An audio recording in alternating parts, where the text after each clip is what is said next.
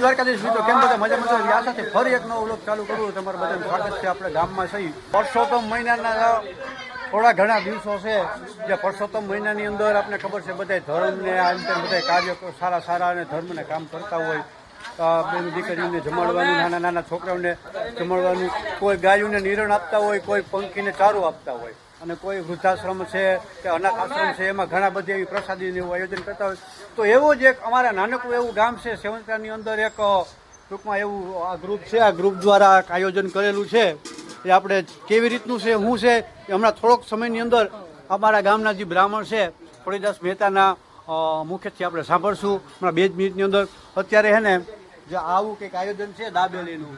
પછી બીજા નંબરની અંદર મેન પોઈન્ટ એ કે જે આપણે જમણવાર હોય અત્યારે હાલના સમયની અંદર તમને ખબર છે કે બાળકો છે જે બાળકો બધા આવી ગયા છે પણ જે આપણે જે ઝૂંઝવાણી જપથી આપણે જે જમાડી છે કે કોઈ ખાંડ ધોયેલા લાડવા છે ને ગાંઠિયા છે ને અમે તો ઘણા પ્રયોગ કર્યા. મારા માતાજીના મંદિરે જે હવન હોય ને તે બાળકો આવતા નથી, ધરાર બોલાવવા પડે છે કારણ કે અત્યારના બાળકોને એવું જમવાનું હાલતું નથી. એને એ ધ્યાનમાં રાખીને કંઈક થોડુંક અલગ થોડુંક વિશેષ કર્યું છે આ ગ્રુપે કે આ દાબેલીનું આયોજન કર્યું છે કે આ દાબેલી ખાવા હાટું બાળકો છે ને અત્યારે આવું ખાય છે વધારે. આના માટે ખાસ એ વસ્તુને ધ્યાન રાખી કે બાળકો જેમ બને વધારે જમવા આવવા જોઈએ એ ધ્યાન રાખી અને દાબેલી એવું આયોજન કરેલું છે. અત્યારે જો દાબેલીનું કામકાજ હાલે છે બધા વર્ગી પડ્યા છે આખું ગ્રુપ. અને શું છે ને કેવી રીતનું હોય ને આપણે ખોડીદાસના મુખ્યથી હમણાં સાંભળશું 2 મિનિટની અંદર. અત્યારે કામ ચાલુ હોય ને બાળકોએ અત્યારે રાહ જોવે છે ને આ પટ બધોય વારી નાખ્યો હોય બાળકોએ. હાલો ધીરે ધીરે બાળકો આવી ગયા બધા દાબેલીની મોજ. દાબેલી દાબીને ખાય છે બધા.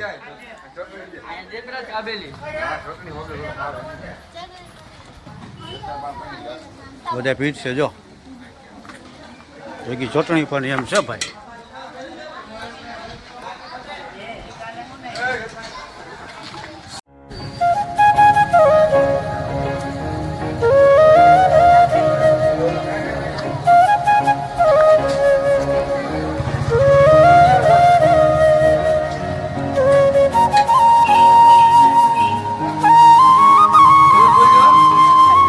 હજી તો આવે જો મિત્રો. અત્યારે જો બાળકો દાબેલીની મોજ લે છે.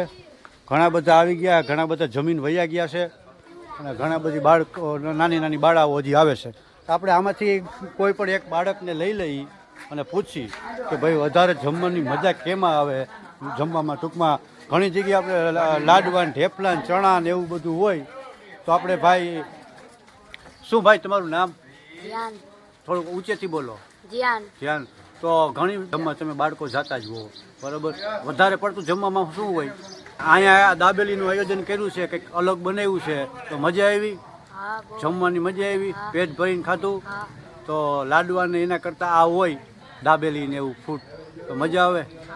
અને આમાં તો કોઈ જમવા જતાય નથી ને ધરાર બોલાવે કે જમવા આવો. તમે ખુદ નહીં જતા હો. જાઉં છું જમવા બાળકો જાઓ આમાં મજા આવી જાય ને. પેટ ભરીને ખાઈ લીધું.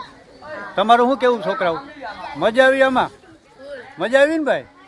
ઓકે હાલો આપણે અહીંયા અંદર સીન તો લઈ લીધો પણ છતાંય પાછું હજી ચાલુ છે.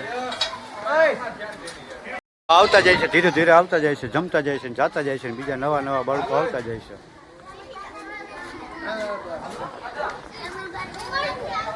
બાળકોને જો ધરાર દે છે. ખાવ બસ ધરાર દિયો ભાઈ દિયો.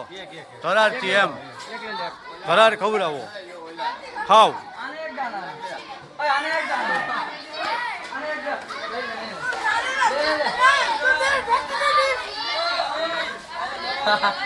ચાની ચુસ્કી મારી લઈ. આપણા મહેશભાઈ મકવાણા એના ઘરેથી બેસેલા બધા માટે છે ને ચા બનાવીને લઈ આવ્યા છે. બિચારા બધા ક્યારના કામ કરે છે. બપોરના લગભગ 2 વાગ્યાના વર્ગી ગયા છે. આ બીજો રાઉન્ડ ચાનો મહેશભાઈ માર્યો છે. ખરેખર મહેશભાઈને ધન્યવાદ.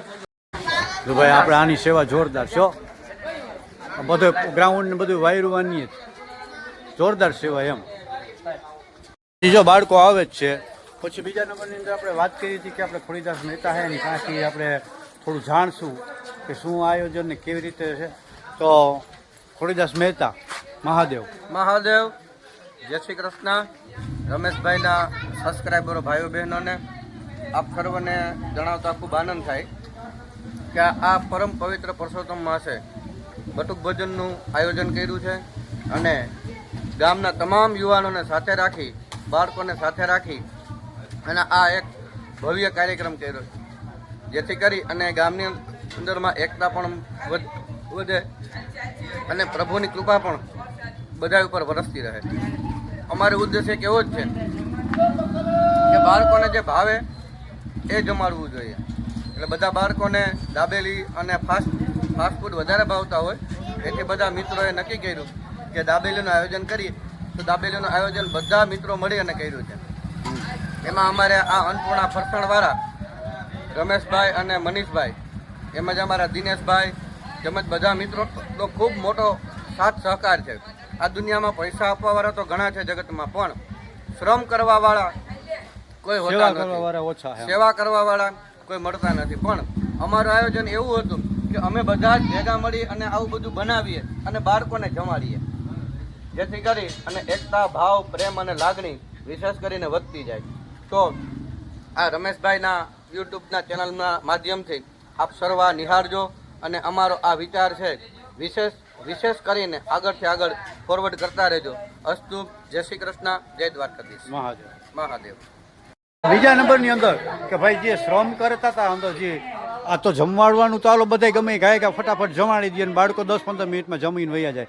પણ આ બધું જે પહેલેથી કરવું, આ બધું આયોજન 1.5 થી 2 કલાક પહેલા મહાદેવ ખોડીદાસ કરવું જોઈએ. બરાબર. આયોજન આ બધું રસોઈ બનાવવા માટે થઈને અમે બપોરે 11:30 વાગ્યાના વર્ગ્યા હતા. તો સમથિંગ 3:30-4 વાગે અમે આ 80% પહોંચ્યા હતા અને 4:45 વાગે અમે આ બધી બાળકોને જમાડવા સુધીની અંદરમાં અમારી રસોઈ બની રહી. તો બીજા નંબરમાં આપણે તો ભાઈ જે આપણે ટૂંકમાં જે 11 વાગ્યાના જે હેરાન થાય છે અને જે સેવાનું જે બધું કરે છે, આ પહેલેથી જે બધું કરવું બધું અઘરું આ તાપમાનની અંદર, અને બધે જે છે ને કોઈ ખેડૂત છે, કોઈ વેપારી છે, કોઈ સ્ટુડન્ટ છે, એ પોતપોતાનું કામ મૂકી અને આપણે એનું થોડુંક રિવ્યૂ લઈ કે ભાઈ કેટલો સમય છે, કેટલા વાગ્યાના તમે વર્ગી ગયા હતા. ભાઈ દિનેશભાઈ, ખાસ તમને બોલો, તમે ખાસ ફોન આવ્યો તો તારો શું કહે ને ભાઈ, આનો તો ફોન આવ્યો 2 વાગ્યામાં કે આવી જાવ. હા, વરી ગયા તરફ ફટાફટ કામ કરો. ભાઈ આ ભાઈ છે ખેડૂત છે, આ પણ ખેડૂત છે, આ સ્ટુડન્ટ છે, આ વેપારી છે, પોતપોતાનું કામ મૂકીને અને બપોરના ટૂંકમાં 1 થી 1.5 વાગ્યાના ગરમીની અંદર વર્ગી ગયા હતા. તો તમારા બધા લોકોનો પણ ખૂબ ખૂબ આભાર. હા, અંદર જ્યાં આપણે જે સીન લીધું જોયું છે એની અંદર પંખો પણ નથી અને પતરાવાળું એકદમ નીચું ઢારિયા જેવું છે. એની અંદરથી બહાર હોય ને એના કરતાં 3 ગણું વધારે ટેમ્પરેચર હોય. તો બધાનો ખૂબ દિલથી આભાર બધાય વતી. છેલ્લી 1 કલાક થઈ છે, હજી બાળકો એમને સતત જમે જ છે. જ્યાં નાની નાની બાળાઓ